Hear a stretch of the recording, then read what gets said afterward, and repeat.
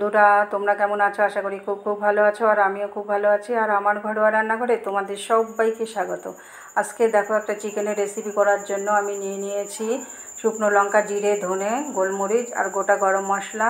এগুলোকে সব আমি একটা কড়াইয়ের মধ্যে শুকনো খোলায় আমি ভেজে নেব। তারপরে ঠান্ডা করে আমি মিক্সিতে আমি মশলাটা করে নেব।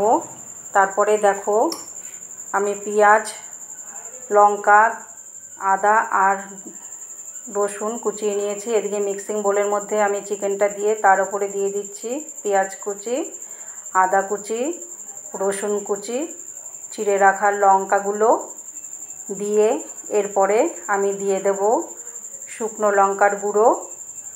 দেখো, শুকনো লঙ্কার গুঁড়ো আমার দেয়া হয়ে গেছে।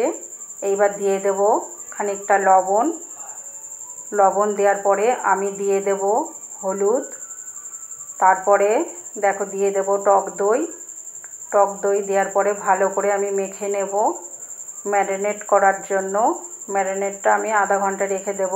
এরপরে দিয়ে দিলাম একটু সর্ষের তেল, খুব বেশি দিইনি, আবার ফোড়নে দেব।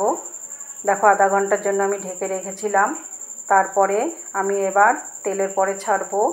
দেখো, তেল গরম হয়ে প্রায় গেছে। তেল দিয়ে দিয়েছিলাম। এবার আমি শুকনো লঙ্কা আর দিয়ে দিয়েছি সাদা জিরে। দেখো, তারপরে চিকেনগুলো আমি দিয়ে দিলাম।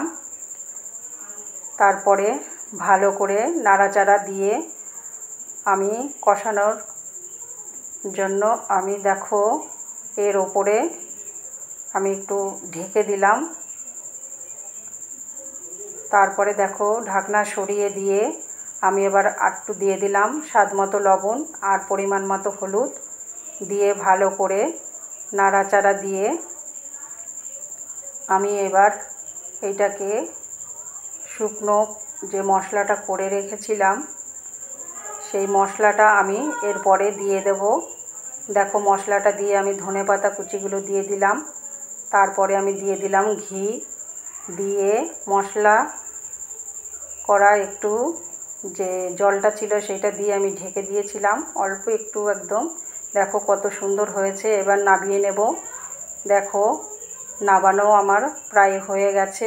কত সুন্দর লাগছে। দেখো, এরকম নতুন নতুন রেসিপি পেতে তোমরা আমার চ্যানেলটাকে অনেক বেশি লাইক, কমেন্ট, শেয়ার করো। আর যারা নতুন বন্ধুরা আমার রয়েছে তারা আমার চ্যানেলটাকে সাবস্ক্রাইব করে আমার পাশে থেকো। আর যারা ফেসবুক থেকে দেখছো তারা লাইক, কমেন্ট, শেয়ার করবে।